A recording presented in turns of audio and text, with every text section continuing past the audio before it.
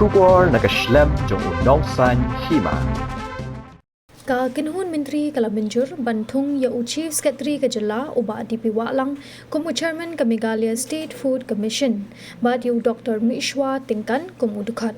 Ya kini layathu daw Menteri rangba ka jala konrad ke sangma hadien balakut ka jaya kandu jongki kinhun Menteri. For the Meghalaya State Food Commission, and there was a recommendation that has come from the committee.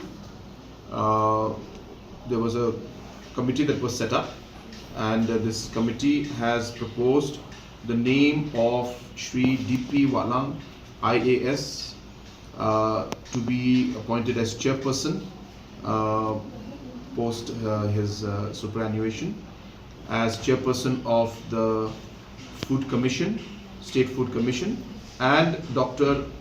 Mishwa Tingkan, again retired officer, as member of the Meghalaya State Food Commission. So these two names were proposed, and the cabinet today has accepted both the proposals. So these were the 5 agendas that were taken up today. Sir, you